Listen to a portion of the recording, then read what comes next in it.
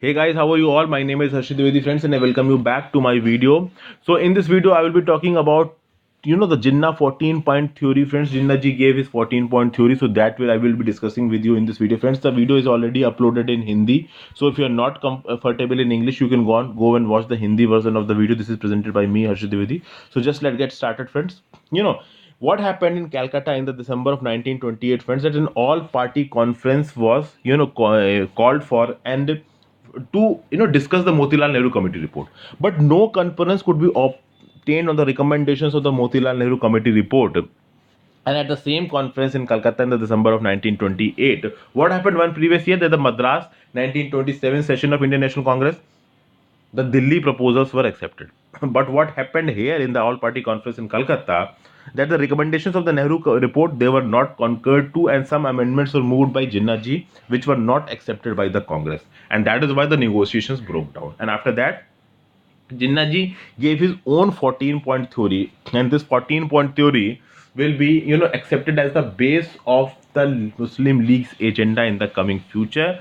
And see friends, this Muslim all party conference was held in Delhi, and this Muslim all party conference, before giving this 14-point theory, it said that any constitution, irrespective of the fact that who is proposing it, who is devising it, it will not be acceptable to the Muslims of India until and unless it conform to the basic demands of the Muslims. And actually, these basic demands were put forward by these 14 points. Now, let's have a look at what is these basic demands.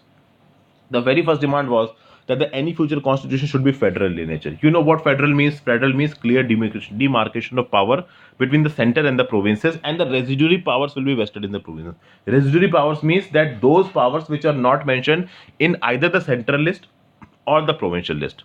So obviously those powers will be given to the provinces only. That is means the provinces were to be made strong in a certain amount of manner. Then a uniform measure of autonomy will be guaranteed to all the provinces. Okay friends, that is provinces will be given autonomy, and uh, all legislatures in country and elected bodies should have adequate and effective representation of minorities, and their majority will not be converted to a minority at any place. So this was one more point. Then Muslim representation should not be less than one third in the central legislature. This was one more point. Also friends, it was said that representation of the communal groups will be on the basis of the separate electorate only, until and unless that community voluntarily surrenders it separate electorate in favor of joint electorate. So if the community itself is saying that okay, I am surrendering my separate electorate in favor of a joint electorate, then that can be done. But until that is done, the concept of separate electorate will hold. Okay, so separate electorate was to continue according to these 14 demands. Then it said that any territorial distribution of any part of the India should not be done in a way which affects its Muslim majority. That means those areas of India which had Muslim majority like Punjab, Bengal, NWFP, any territorial readjustment in those areas will not be done in such a manner that the Muslim majority is affected. Then obviously next point is full religious liberty will be given. Liberty of belief, liberty of worship, liberty of observance, liberty of propaganda, liberty of association, liberty of education shall be guaranteed to all the communities of India. And this is an important point. It is still present in the Constitution of India. So this was important. Also friends, it said that no bill or resolution will be passed in the legislature or any elected body of the country until and unless it is assented by the 3 by 4, that is 75% of the membership of Muslim members of that legislature of particular elected body. So this was one more thing which was included in this 14 point friends. Then it was said that Singh will be separated from Bombay presidency, that the Bombay presidency should be separate from Sindh. This point was also there in the Motilal Nehru committee report, but the Motilal committee report said that this process will be executed only after we will get the dominion status from the British administration, not before that.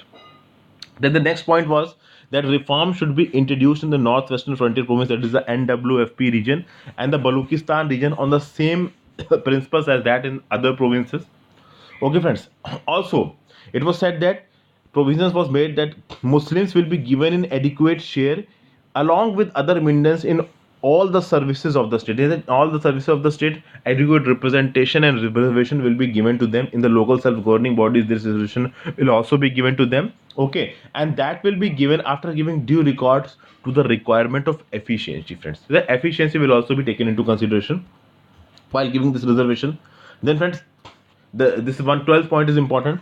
Constitution should embody adequate safeguard for the protection of Muslim culture, for the protection and promotion of Muslim education, language, religion, personal laws, and Muslim charitable institutions, and obviously, and for their due share in the grants and aid given by state and local self-governing bodies. So this is an important point, friends, and this still finds a place in our constitution. Okay, this is important and should be here. Also, this only one thing, that is the personal laws, is quite a bone of contention in nowadays the uniform civil code debate. So you must be known of it, but all the remaining points is already incorporated in our constitution. Then the next thing is that any cabinet, whether it is a central cabinet or it is the provincial cabinet, okay, it should have at least one third Muslim ministers. This was also said. Okay, and it was said that any change in the constitution by the central legislature should be after the approval from the state constituting the Indian Federation. That is, no changes can be made by the center in the Constitution of India until and unless the concurrence has been given from the states of the Indian Federation. This was one more thing which was given by this 14 points. So these were the 14 points of Muhammad Ali Jinnah, friends. Okay, these are very important from the perspective of Indian Federation. Okay, and why important, friends? Because this is an important part of history. Actually, if you look at the questions of UPSC and other examinations, not much is asked from this thing part, because mostly it is asked from Indian National Congress and Gandhiji, and somebody will be asking questions to me that why for Indian exams competitive preparation you are preparing these things. I am preparing just for giving you an idea of what happened in our history, friends. As simple as that. So thank you for watching this video, friends. I hope this video was helpful for you. If this video was helpful for you, kindly like and subscribe to my channel, friends, and refer my videos to your other friends also. So goodbye.